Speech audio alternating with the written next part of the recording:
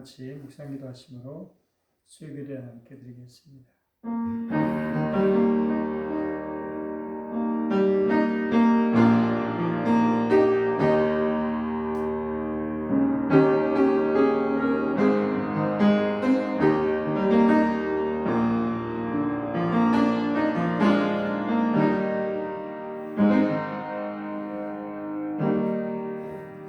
하나님 아버지 감사드립니다. 저희들 또한 대응절을 받게 되시고 또 이 시간 주님 앞에 나와 수요일에 드리게 하심을 감사드립니다.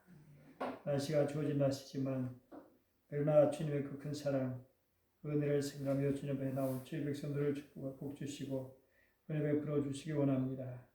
우리 성도들의 발길을 인도해 주시고 기쁨과 감사함으로 정말 진심으로 주님을 찾고 의지하고 주님을 높여드리며 주님의 은혜로 기뻐하는 주의 백성들 되게 하여 주옵소서. 감사드리며 주 예수님 이름으로 기도드립니다. 아멘. 88장 찬송입니다.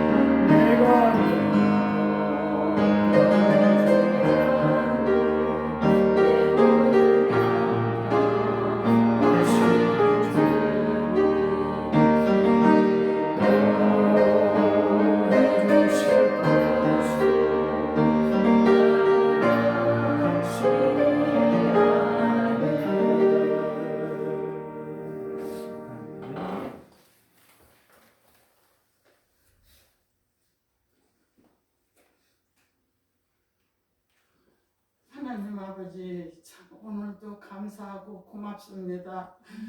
오늘도 붙잡아 주시고 아버지 말씀대로 살게 해주셔서 감사합니다. 하나님 아버지, 이 자리 너무나도 비었습니다. 아버지 아시지요? 이 부근에 잠자는 심령들 성령의 바람이 불어서 다 나와서 이 자리가 차고 넘치게 하여 주시옵소서. 우리는 기도하고 있습니다. 예수님 도와주시옵소서. 예수님 같이 해주실 줄 믿습니다. 성령이여 도와주시옵소서.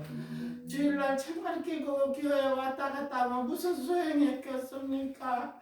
아버지 알고만 내게 도와주시옵소서. 우리 마음속에 은혜가 꽉 차서 다른 생각 못 들게 막아주실 줄 믿습니다. 아버지 붙잡아 주시옵소서. 같이 해주시옵소서. 아버지 붙잡아 주실 줄 믿습니다.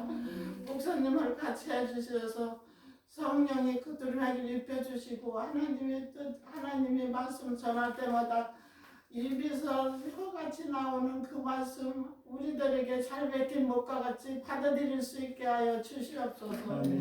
아버지 붙잡아 주실 줄 믿습니다. 아버지 같이 해주시옵소서. 삼매에도 같이 해주셔서 머리서부터 발끝까지 아버지 하나님 좋은 피로 흘러나오게 하시고 이 자리에 나온 사람들 아버지 하나님 하나님의 자녀 입에서 나오는 그 기도 다 들어서 응답해 주실 줄 믿습니다. 이 자리에 오기 그냥 왔다 그냥 가면 무슨 소용이 있겠습니까? 예수님 붙잡아 주시옵소서. 같이 해 주시옵소서. 세상 사람들 뭐라고 하더라도 아버지 하나님 우리는 예수님 곁에 바짝 서서 예수님 뜻대로 살 수 있게 도와주시옵소서. 하루도 예수님이 같이 아니하시면 우리는 살 수가 없습니다. 날마다 붙잡아 주시고 하나님 아버지 말씀대로 살 수 있게 도와주시옵소서.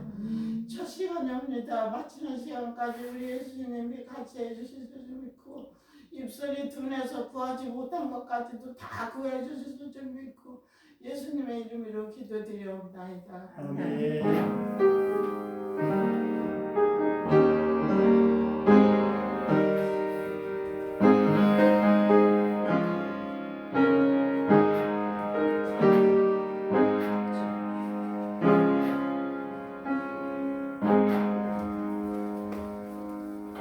오늘 이 시간 우리에게 주시는 하나님의 말씀은 우리 신약의 성경 마태복음 2장 1절에서 6절까지 말씀입니다. 마태복음 2장 1절에서 6절까지 말씀 교독해서 읽겠습니다.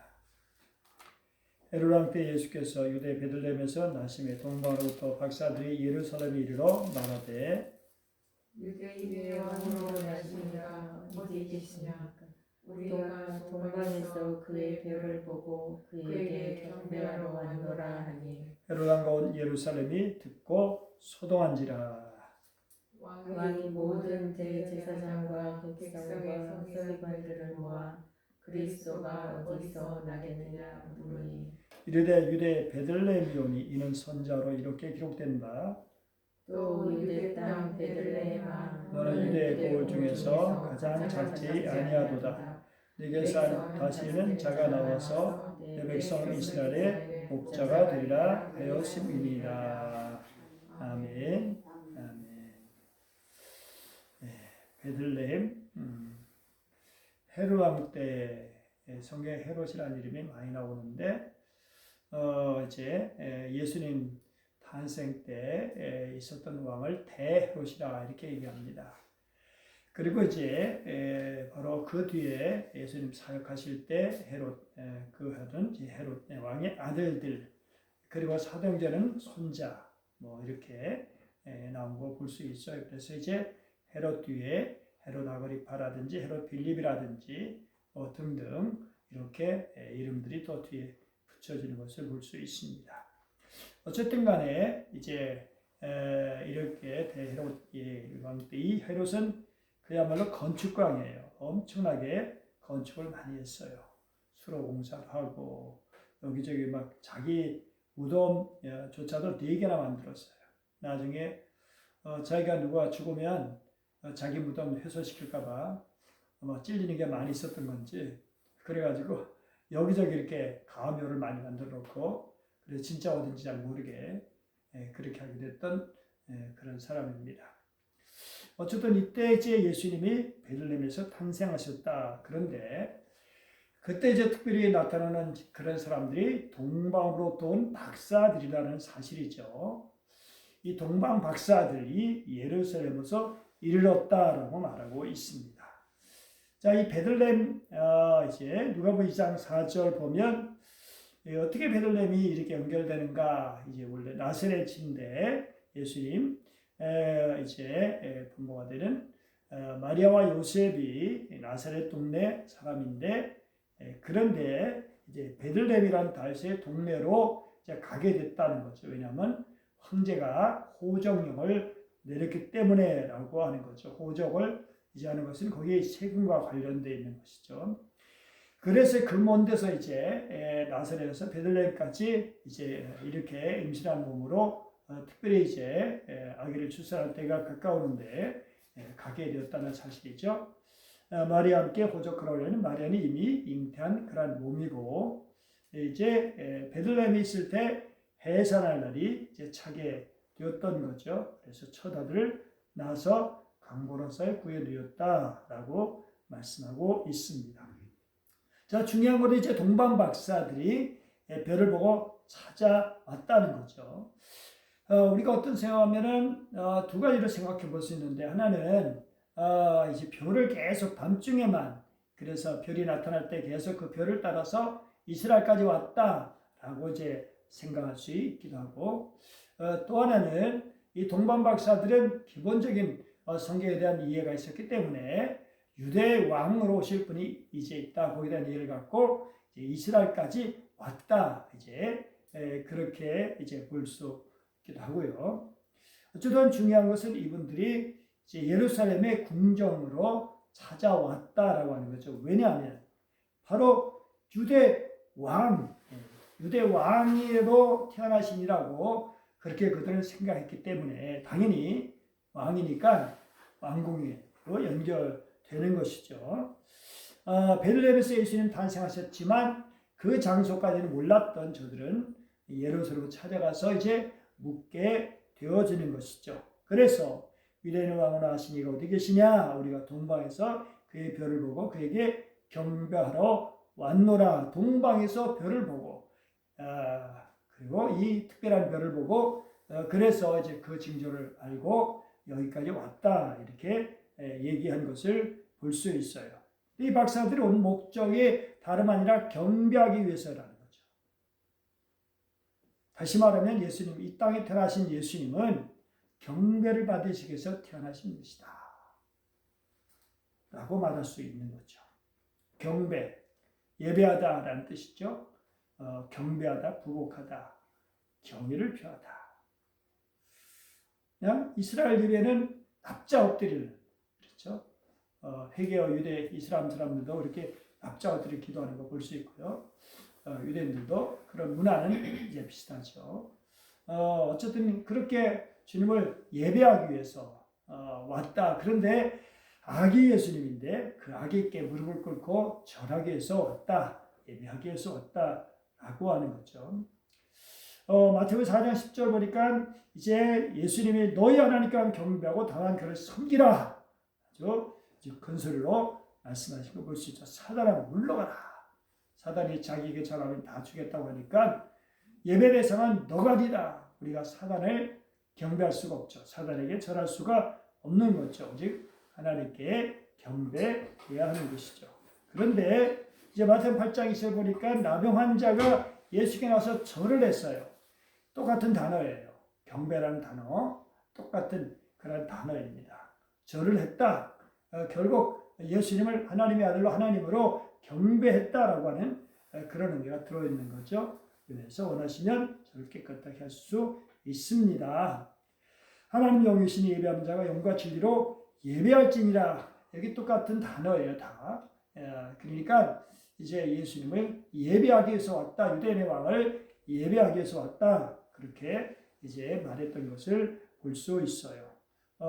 그런데 정말 그 예수님을 경배하기 위해서 예배하기 위해서 그 먼 거리에서 그 고생과 수고를 마다하지 않고 이제 이제 별을 찾아왔다고 하면 별을 보이는 밤에만 움직여 찾아왔을 것이고, 그렇지 않다 할지라도 어쨌든 간에 그 먼 거리 정말 이렇게 왔다는 것은 놀라운 일이 아닐 수 없죠.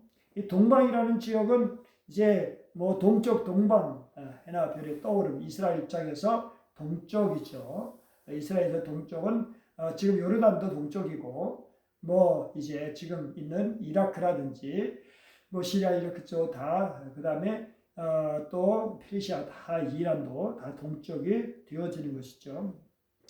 이 동방 어디서 왔을까? 이제 위키백과를 보면 파르티아라고 그렇게 얘기하고 있어요. 파르티아는 고대 이란과 메소포타미아 지역의 주요 이란계 정치 문화적 체제 제국하고요. 이 제국이 이제 기원전 3세기에 이제 이렇게 만들어졌는데, 전성기 때 주전 서기 주후 2세기 후반에는 아주 파르티아 제국의 전성기였어요. 그래가지고 이 로마가 이걸 넘지 못했어요. 로마랑 이제 싸움이 여러 번 있었죠. 그런데 이 파르티아 제국을 로마는 점령하지 못했어요.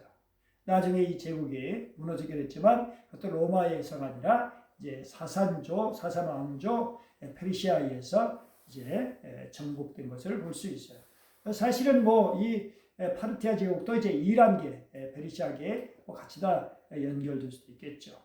자, 페르시아의 이제 파르티아 제국의 최대 판도가 이렇게까지 넓었다는 거 보세요. 여기 사우디아라비아고요. 여기 이라크, 이란도 다 포함되는 거죠. 시리아까지 다 포함되고, 여기 이제 이스라엘 지역이고, 이스라엘은 안 됐지만 이쪽 지역을 엄청나게 이 제국이 그때 한때 넓게 되었었다는 것을 알 수 있습니다. 그러니까 이 제국 어디서 왔는지 몰라요. 여기서 왔을 수도 있고, 뭐 여기서 왔을 수도 있고, 이게 제국 전체에서 거기서 이제 여기까지 온 거니까, 정말 보통 우리가 알죠. 하루 이틀에 걸려서 오는 것도 아니고 기껏해 낙타를 타고 왔죠. 낙타를 타고 왔는데, 자, 그러면 동방 박사들은 어떤 분들인가 라고 하는 거죠. 동방 박사에 대해서 이제 어떤 사람들이 그냥 천박한 점성가다 이렇게 얘기하고도 있습니다. 왜냐하면 그 단어가 마고스라는 단어이기 때문에, 헬라어로 보면, 그래서 이것이 이제 영어로 하면 매직, 우리 매직 하죠. 많이 들어봤죠. 매직, 우리가 막 글씨 쓰는 매직, 이게 마법이라는 뜻이에요. 마법이시고, 이제 매지션 하면 마술사라는 뜻이 이제 연결돼요. 그러니까 이게 그 예수님, 그 동방 박사들이 뭐 마술사 또는 점성술사 뭐 그런 사람들이다라고 이렇게 하죠. 그러나 이들은 당시 사회에서 제사급의 높은 평가를 받고 살던 사람들이었다는 것이고요. 어떤 사람은 이들이 동방의 왕이라라고 그렇게 말하는 사람도 있습니다. 어쨌든 간에 중요한 것은 구약성경에 예언되어져 있는 메시아가 오리라는 이야기를 듣고 있었던 사람들이라는 거죠. 뭐 구체적으로 성경을 본 건 아니지만 어쨌든 메시아가 온다라는 이야기를 이 사람들이 이제 알고 있었고, 근데 오늘 하늘의 징조가 나타났다는 거예요. 그래서 메시아 온 것을 확신하고 이제 선물을 준비해서 유대 나라로 떠났다는 거죠. 그런데 이 별들이 나타난 기록이 여러 고대 문헌에 여러 군데 있어요. 별의 특별한 그 당시 그 시기에 좀 시기 차이가 좀 있긴 하지만 어쨌든 별들의 이상이 있었던 그런 특별한 때가 있었다는 거예요. 그래서 그들이 이제 별을 바라보면서 유대 땅까지 와서 예루살렘 왕궁을 찾아오게 되어진 그런 모습이죠. 자, 그러면 중요한 것은 예루살렘 사람들의 반응이 어떠냐라고 하는 거죠. 이 왕궁이라든지 예루살렘이는 그런 사람들의 반응을 보면 소동했다. 헤로당도 소동했고 온 예루살렘 그 산에 살고 있는 모든 사람들, 거기 종교 지도자들도 포함된 거죠. 세 번에 보니까 당황했다라고 되어 있고, 공동번에 보니까 당황하고 술렁거렸다라고 했어요. 그러니까 그 이제 시대에 그 예루살렘이 아주 그냥 대단한 뉴스가 되어진 거예요. 당연하죠. 뭐 왕이 태어났다. 이건 뭐 큰 소식이잖아요. 우리 대통령 선거 지금 엄청나게 계속 소식이잖아요. 누가 대통령 됐다 하면은 대단한 소식이 아닐 수 없고, 옛날 왕자가 태어났다 그러면 또 이게 엄청난 소식이잖아요. 마찬가지로 이제 유대인의 왕이 되었다 이런 얘기가 막 예루살렘에 들려지니까 예루살렘이 막 우왕좌왕하고 소동하고 당황하고 막 이렇게 술렁거리고 그랬어요. 그런데 그것뿐이었어요. 아니 그러면 사람들은 구체적으로 알아보려고 하고 아니 그 왕이 어디 났어? 누구야? 그러면 정말 해서 찾아가서 경배드려야 마땅한 것이 아니겠어요. 근데 사람들은 그렇게 하지 않았다는 거예요. 물론 헤롯은 달랐어요. 헤롯은 이제 그 사람들 학자들을 불러서 제상 이렇게 서기관들 불러가지고 이제 묻고 그래서 베들레헴이라는 사실을 알게 되었죠. 미가서 5장 2절 말씀에 따라서 베들레헴이 알고 그래서 이제 그 이야기를 박사들에게 얘기해 주죠.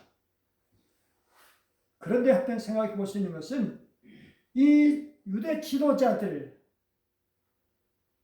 박사들은 성경을 모르는 사람들인데 근데 이 땅에 태어나신 메시아를 알고 그 먼 데까지 그 수고를 아끼지 마다하지 않고 왔는데 성경을 가지고 사람들 첫 베들레헴이라는 답을 내놓는 그런 사람들은 메시아인 걸 몰랐다는 거예요.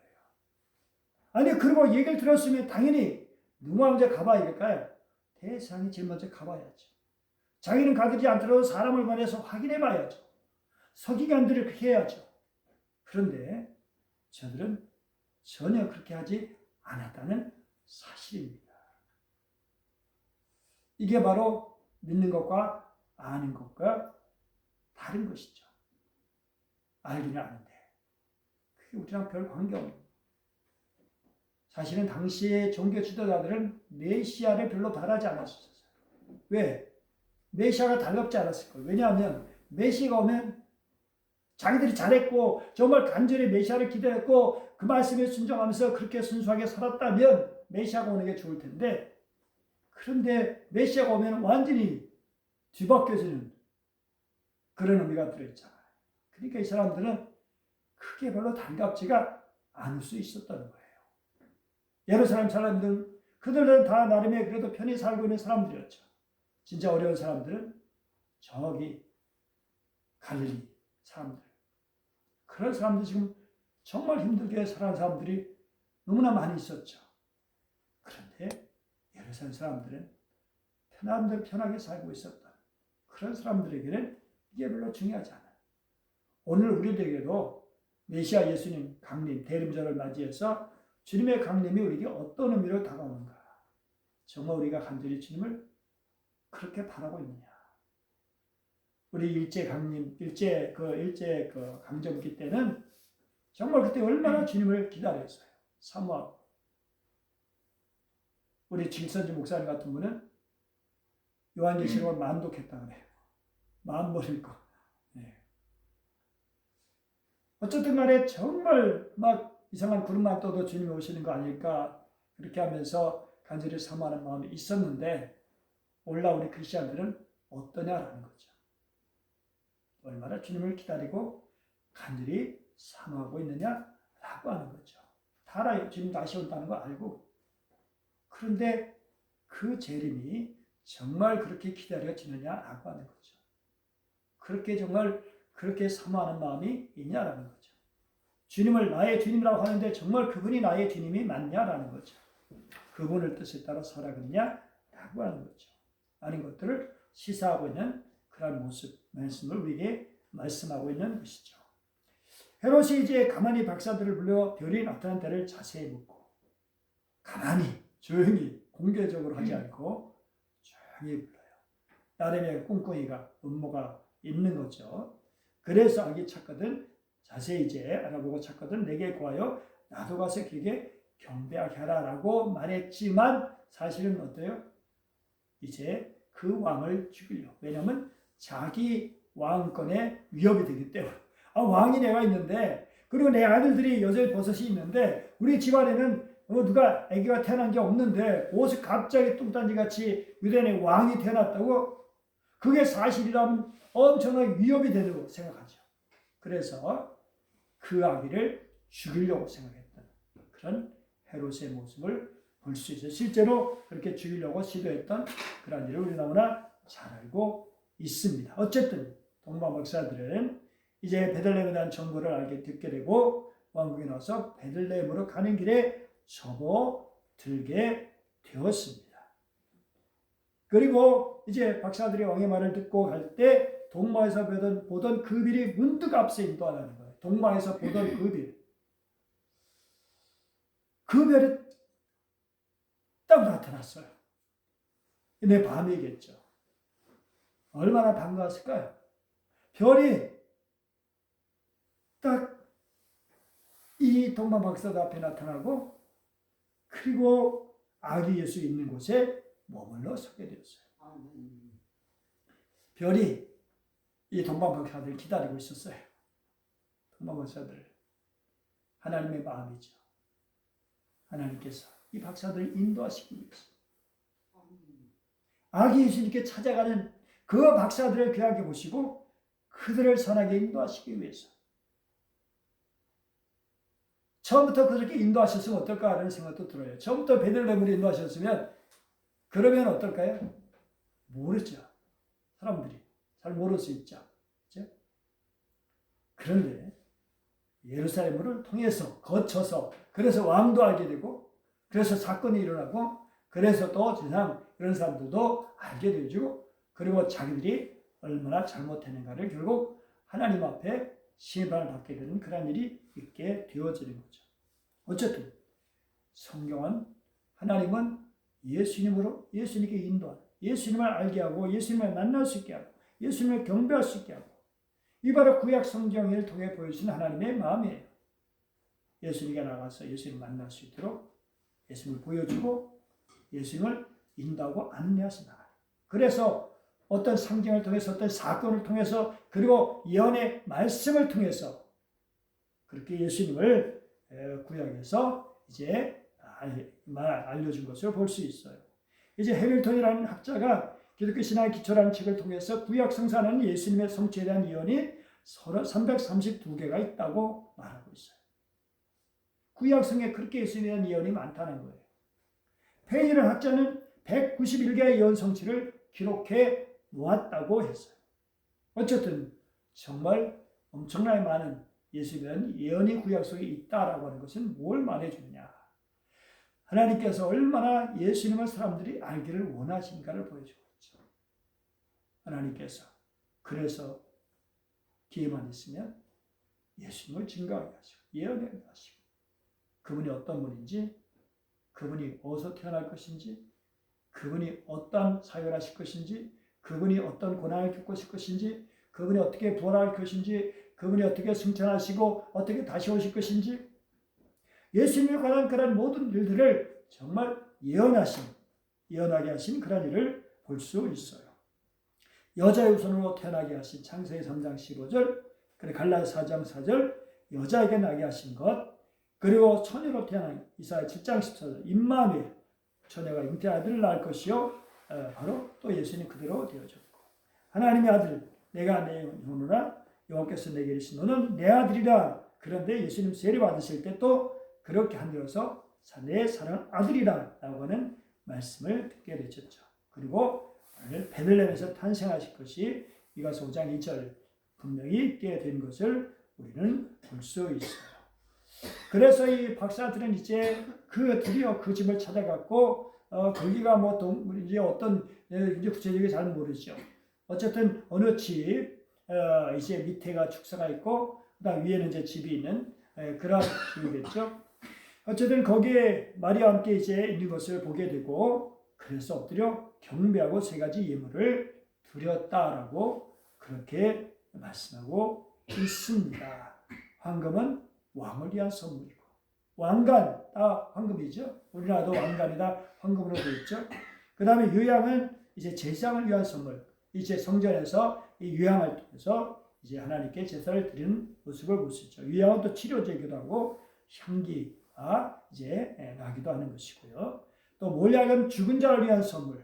특별히 그건 그런데 아기에게 무슨 죽은 자를 위한 선물을 몰약을 드렸을까? 그런데 이것은 이미 예수님이 우리를 위해서 죽으신 것을 벌써 그를 통해서 우리에게 보여주고 있는 그런 거죠. 무리아가 예수 그리스도의 장사됨을 상징한다라고 그렇게 하고 있어요. 시체를 썩지 않게 하는 방부제로 사용되어진 것이기 때문에 물론 이제 다른 용도도 있겠지만 어쨌든 예수님의 탄생하신 베들레헴에 대해서 우리는 이제 집중해서 살펴보려고 하는 겁니다. 이 베들레헴은 예루살렘에서 8km 정도 되죠. 여기 8km 어딘가요? 문경에서 8km 여기가 점천 이제 어딘가 터미널인가 시에서인가 기준이 거기서 8km 어딘가요? 불정이에요. 예, 불정이 8km 지역이죠. 그래서 이 베들레헴에서 예루살렘 남동쪽으로 8km 떨어진 곳에 예수 탄생 기념 교회가 있습니다. 예수 탄생의 역사는 가장 큰 사건을 생생히 간직하고 있어요. 처음에 질 때는 바로 이제 콘스탄티누 황제의 어머니 헬레나 이제 황후가 그렇게 이렇게 이제 그 얼마나 이제 신학이 뜨거웠는지 뭐 예를 이스라엘 와가지고 여기저기 그냥 그 예수님과 관련된 지역이라면 뭐 교회 세우고 그래서 어떤 데는 정말 이제 착오가 있는 데도 있어요. 그러나 이 베들레헴 여기는 정확히 제자리 거기다가 이제 교회를 세웠다 그렇게 보고 있는 것입니다. 자, 이게 베들레헴이에요. 제가 이제 2016년 갔었죠. 지금 그런 사진인데 베들레헴 위에서 어떤 옥상에서 이제 쭉 베들레헴 지역을 본 것이고요. 이것도 이제 베들레헴 전체 모습, 이것도 이제 베들레헴의 모습이고요. 자, 베들레헴이 예루살렘에서 가깝다는 거 알 수 있죠? 예루살렘에서 가까운 그런 지역이고요. 그 다음에 이제 이게 바로 예수 탄생 교회예요. 교회가 쭉 해서 이제 이렇게 있는 것을 볼 수 있죠. 자, 그런데 우리가 여기서 주목해 봐야 될 것은 무엇일까요? 예수님 탄생 교회에서 주목해야 될 사항은 입구예요. 입구. 자, 여기 보세요. 자, 입구가 어딜까요? 네? 자, 입구 여기예요. 입구. 네, 자, 입구를 보세요. 자, 이제 사람이 들어갑니다. 여기. 왜 이렇게 해놨을까요? 네? 입구를. 누구든지 고개를 숙이지 않을 수 없어요. 출입문의 폭 80, 높이 1m 20. 그러니까 이 문을 겸손의 문이라고 합니다. 뭐 세계 어느 나라 대통령이든지 재벌이든지 흑인이든지 뭐 백인이든지 신분과 인종에 상관없이 예수님을 만나기 위해서는 어떻게 된다고요? 허리를 잔뜩 숙이고 겸손해야 된다라고 하는 것을 분명히 이렇게 보여주는 거예요. 이걸 하면서 결국 아무리 왕이라도 여기 들어오려면 그렇게 겸손해야 된다라고 하는 것을 보여주는 것이죠. 겸손의 문을 지나면 한가운데 제단이 있고 그 제단 오른쪽에는 제단단에 들어가면 예수님이 태어나신 동굴을 볼 수 있어요. 자, 우리는 어쨌든 이렇게 사람들하고는 겸손하게 하지만 동시에 우리 예수님이 바로 겸손하신 분이라는 것을 우리가 이를 통해서 깨닫게 되는 것입니다. 나는 마음이 온유하고 겸손하니 나의 멍에를 메고 내게 배우라. 그러면 너희 마음이 쉼을 얻으리니. 주님이 온유하시기 때문에 겸손하시기 때문에 우리가 쉼을 얻을 수 있다는 거예요. 주님이 교만하시면 어떨까요? 교만한 분 앞에 가면 어떻게 될까요? 우리가 주눅이 들고 거기서 쉼을 얻을 수 없어요. 버들도 떨 수도 있고 그 다음에 또 여러 가지로 안 좋은 감정이 있을 수 있고 우리 주님은 온유하신 겸손하신 정말 다른 사람이 나를 통해서 마음이 평안을 느끼려면 어떻게 되나 내가 어떤 사람이 되어야 되죠? 아나무인 교만한 사람 돼가지고 다른 사람이 나를 보고 평안을 누릴 수 있을까요? 그럴 수가 없죠. 주님은 근본 하나님의 본체시에요. 그런데 동등됨을 취할 거 여기지 아니하시고 종의 형체를 가지셨고 심지어는 죽기까지 복종하셨다. 자기를 얼마나 낮추셨는지 십자가에 죽으시기까지 그렇게 자신을 낮추신 예수님이죠. 그 예수님이 바로 그 위에 누우셨어요. 그 양들 염소도 있는 그런 곳에 거기서 태어나시고 그리고 구유는 뭐예요? 여물통이죠. 여물통에 놓이셨다. 결국 예수님이 얼마나 가장 낮은 모습으로 오셨는지 그거를 분명히 보여주는 거예요. 짐승의 모기통에 눕혀주신 예수님. 그런 예수님 제자들의 발을 친히 닦아주시고 가장 작고 초라한 모습으로 이 땅에 오신 예수님. 그렇게 하늘 권세, 하늘과 땅의 모든 권세를 가지신 그런 주님이 바람과 바다도 그 앞에 잔잔하게 꼼짝 못하는 그렇게 하시는 꼼짝 못하게 하시는 주님이신데 그 주님이 그런 권세를 그렇게 남용하지 않으시고 그렇게 발까지 쓸 정도로 그리고 십자가에 죽으시까지 하셨다는 사실은 정말 우리에게 귀한 진리죠. 그렇기 때문에 우리가 구원을 받게 되어진 것이죠. 자, 그럼 왜 베들레헴에서 탄생하셨을까라고 하는 거예요. 자, 베들레헴은 우선 자 미가서 5장 2절 말씀이 있죠. 구약의 예언에 성취된 거예요. 구약의 예언을 성취하기 위해서 그렇게 예수님이 베들레헴에 탄생하셨다라고 볼 수 있죠. 그런데 그건 당연하지만 그런데 이 예언이 성취되기 위해서 어떤 과정이 있었죠? 바로 요셉과 마리아가 나사렛에서 베들레헴까지 오게 됐다는 거예요. 아니 세상에 여러분 애 낳으려면 멀리 있다라도 자기 고향으로 가는데 그게 당연하잖아요. 근데 어떻게 베들레헴으로 가냐고요. 물론 가문적으로 보면 베들레헴 관련이 있어요. 그런데 지금 살고 있는 것은 나사렛이잖아요. 베들레헴에 친척이 있는 것도 아니에요. 그런데 거기까지 왜 가냐고요. 갈 이유가 없어요. 그런데 황제의 명령이 떨어졌어요. 로마 황제가 떨어졌는데 명령했는데 그 당시 로마 지배를 받고 있는 그런 사람들이 어떻게 그 말을 듣지 않을 수가 있어요.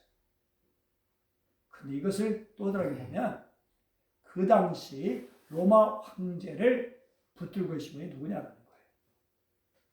로마 황제를 주장하신 분이 누구냐라는 거예요. 하필 왜 그때 호적명령을 내렸냐라는 거예요. 결국 이것은 우리 하나님이 정말 그렇게 그 황제까지도 주관하시는 역사를 주관하시는 주님이시다라는 것을 분명히 보여주고 있습니다. 황제의 명을 따라 베들레헴에 오게 된 것인데 더 크게 보면 결국 주님에 의해서 하나님에 의해서 하나님의 손길에 의해서 그렇게 베들레헴까지 오게 되고 그래서 예언의 말씀이 성취되어진 거예요. 구약의 예언의 말씀을 성취하시기 위해서 황제까지 움직이신 분이시다라고 하는 것을 알 수 있습니다. 베들레헴 정말 작은 고을이에요. 그런데 그 작은 고을에서 어떻게 메시아가 탄생할 수 있을까? 사실은 예루살렘도 너무 좁잖아요. 온 우주 만물을 창조하신 주님. 기껏 베들레헴이라니. 지금 미국의 워싱턴, 뉴욕 그것도 좁을 텐데. 그런데 베들레헴 작잖아요. 그런데 이스라엘 다스릴 자가 거기서 나올 것이고 그분은 근본이 삼고 영원이다라고 말씀하고 있어요. 놀라운 말씀이죠. 엄청난 말씀이죠. 그 작은 동네지만 그 작은 동네가 이렇게 영원하신 분이 탄생할 장소가 되어진다니 놀라고 그 예언이 구체적으로 이루어지게 된 것이죠. 이 세상 권력 가진 사람들에 의해서 움직이는 것처럼 보여요. 세상은. 그러나 실제로는 눈에 보이지 않으시는 하늘의 권력자신 하나님의 말씀에 의해 움직이고 있다는 것을 보여주고 있어요.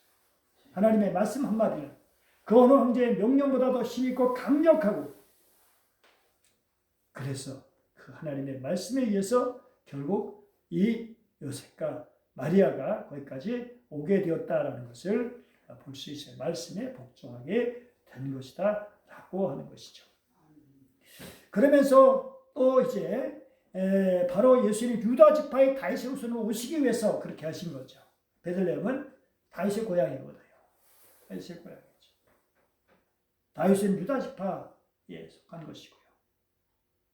결국 구약 유다 지파부터 신라 오시기까지 구체적으로 유다에 있어서 야곱의 축복할 때 그런 왕권에 대한 말씀이 있죠. 사자가 나오고 홀이 나오고, 그리고 또 다윗을 통해서 정말 그렇게 말씀하실 것을 또 여러 차례 말씀하셨고, 주님은 이 땅에 다윗의 후손으로 오셨다는 것. 다윗은 왕이죠, 왕. 이스라엘의 아주 가장 존경받는 왕입니다. 이스라엘이 가장 존경받는, 그 실수도 있고 허물도 있지만 가장 존경받는 왕이 다윗입니다. 다윗이에요.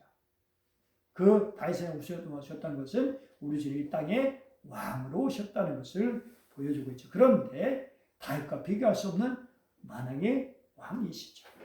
그 다음에 베들레헴은 두 단어의 합성어예요. 베델에서 벳은 집이란 뜻이고 엘은 하나님이란 뜻이에요. 그래서 베델은 하나님의 집이에요. 자, 그러면 베들레헴 뭐냐? 벳이 똑같이 나오죠. 집이에요. 벳 집이고, 그 다음에 레헴이라고 하는 말은 빵이라는 말이에요. 빵, 음식, 빵, 떡이라고 하기도 하고. 여러분 어떤 말, 떡이란 말이 좋은가요? 빵이란 말이 좋은가요? 네? 어떤 말이 좋아요? 네? 성경 어떤 사람들은 왜 빵이라고 번역 안 하고 떡이라고 번역했지? 근데 뉘앙스가 좀 있죠. 사실 뭐 우리는 빵하고 떡하고 좀 차이가 있는데, 예. 근데 오늘은 브레드, 그냥 빵이에요. 단순한데. 사실은 우리 입장에서는 빵보다는 빵 가지고는 뭐 배부르고 뭐 그렇게 좀 옛날 사람들 입장에서는 그렇지 않잖아요. 떡은 든든하잖아요. 거기에 든든하고 떡이라는 것. 예, 그래서 이제 떡으로 이렇게 번역했던 것을 볼 수 있어. 어쨌든 간에 이 베들레헴이란 말은 빵의 집, 떡의 집이란 말이에요. 떡의 집. 떡의 집에서 태어나신 예수님. 그런데 예수님이 뭐라고 말씀하셨어요? 같이 읽어보죠. 시작. 예수께서 이르시되 나는 생명의 떡이니 내게 오는 자는 결코 줄이지 아니할 터이요 나를 믿는 자는 영원히 목마르지 아니하리라. 예수님 자신이 뭐라고요? 생명의 떡이다. 떡이라고 말씀하셨어요. 정말 사람들이 꼭 필요한 빵, 떡, 밥이죠. 오늘 우리에게는 밥이 되기도 하죠. 그런데 육신의 빵이 아니라 바로 영의 빵. 죽지 않기 위해서, 우리를 살리기 위해 우리가 밥을 먹어야 사는 것처럼 아무리 건강하고 아무리 잘생기고 아무리 멋진 사람이라도 계속 안 먹으면 완전히 삐쩍 마르게 되고 죽을 수밖에 없어요. 마찬가지로 아무리 대단하고 아무리 세상에서 화려한 사람이라도 예수님을 믿지 않으면, 예수님을 먹지 않으면 영적으로 결국 그에겐 생명이 없게 돼요. 생명이 없어요. 그런데 우리 예수님은 자신을 내어주시기 위해서, 영생을 주시는 생명의 떡이 되어주시기 위해서 이 땅에 오신 거예요. 아멘. 빵이라는 것은 입에 들어가서 자기랑 씹혀져가지고 뱃속으로 들어가잖아요. 우리 주님, 우리를 위해서 희생하심을 통해서 우리의 생명의 떡이 되어주시고 우리의 양식이 되어주시고 우리 영혼의 건강 정말 회복하고 살 수 있게 하신 주님이시죠. 요한복음 1장 28절 우리 같이 읽어보죠. 시작. 시몬 베드로가 대답하되 주여 영생의 말씀이 주께 있사오니 우리가 누구에게로 가오리까? 사람들이 막 예수님 말씀이 어렵다고 막 떠나는 거예요. 이렇게 저렇게 떠났는데, 그래서 이제 너희도 가려냐? 그러자 예수님, 베드로가 뭐라 했어요? 영생의 말씀이 주님께 있는데 우리가 누구에게로 가겠습니까? 우리는 안 갑니다. 정말 귀한 말이 아닐 수 없죠. 우리 주님, 영생의 말씀이 주님께 있어. 아니 예수님 자신이 영생의 말씀인데 생명의 떡이신데 주님을 떠나서 어떻게 우리가 영생을 얻을 수 있겠어요? 오늘 지금 지하로 내려가면 이제 이러한 것이 나오게 되고요. 이 안에 들어가면 이제 여기 나와요. 여기가 뭘까요? 예수님 탄생 장소예요. 여기가 바로 이제 예, 여기가 예수님 탄생 장소예요. 탄생 동굴. 그 안에 이렇게 예수님 이제 탄생 자리를 만들었어요. 거의 이제 확실하다 이렇게 보고 있어요. 이것은 그래서 이제 수많은 사람들이 막 찾아보고 어떤 사람들은 거기에다 입 맞추기도 하고 뭐 이렇게 하고 뭐 여러 가지 행동을 하기도 하죠. 어쨌든 성탄절을 준비하는 대림절을 우리는 맞고 있습니다. 구약의 예언을 따라 우리 생명을 구원하기 위해서 이 땅에 오신 겸손하신 예수님, 생명의 떡이신 예수님께 진심으로 감사를 드리면서 겸손의 온 마음을 다해 경배와 찬송을 드릴 수 있는, 그리고 그 주님을 사모하고 정말 간절히 기다리시는, 그리고 마음속에 모셔서 그분과 함께 살아가는 은혜가 있기를 축복합니다. 아멘. 우리 다 같이 함께 말씀을 붙들고 기도하겠습니다. 오늘 말씀을 아는데 그치지 않고 진정 말씀을 붙들고 살아가게 하옵소서. 나의 삶 속에 하나님의 주권을 인정하며 주님의 뜻대로 인도하신 대로 살게 하여 주옵소서. 생명의 떡이신 주님의 말씀을 날마다 먹고 살아가 매일 영생의 삶을 누리게 하옵소서. 주님 자녀를 겸손하게 하시고 동방왕설처럼 진심으로 주님께 경배를 드리며 마땅히 드릴 걸 드리며 살아가게 하여 주옵소서. 기도하겠습니다.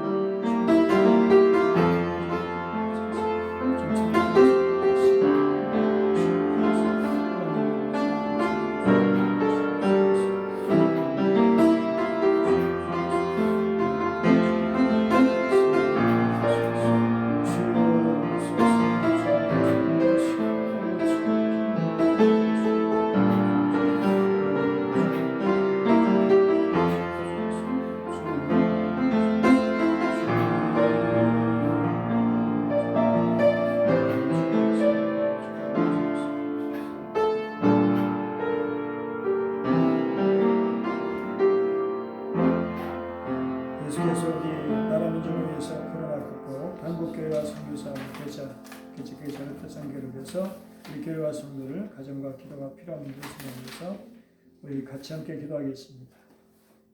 주님.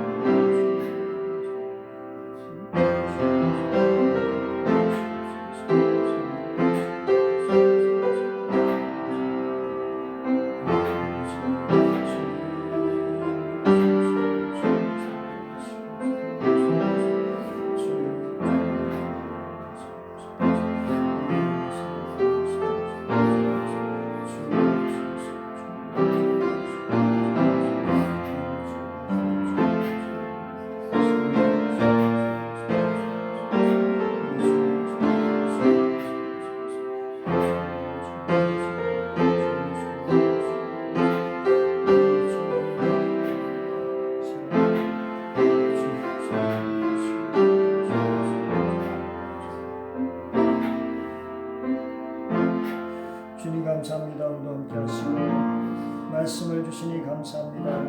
하나님 아버지 오늘 주신 말씀을 깊이 기억하고 정말 동방 목사들처럼 그 먼 데서 수고를 마다하지 않고 힘들게 어렵게 그럼에도 불구하고 나와 주님께 경배드렸던 것처럼 하나님 주님께 경배드리는 일을 소홀히 하지 않게 하시고 온 마음을 다해 주님을 경배하며 높여드리는 예배하는 주의 성도들 되기를 원합니다.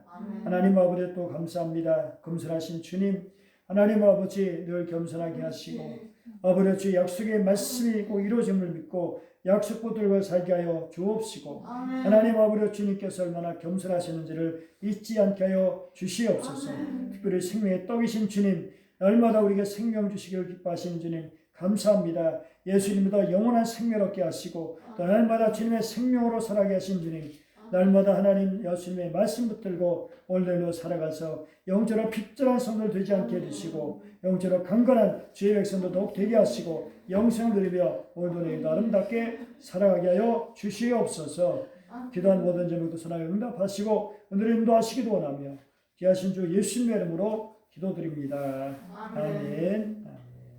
우리 120장 전송입니다.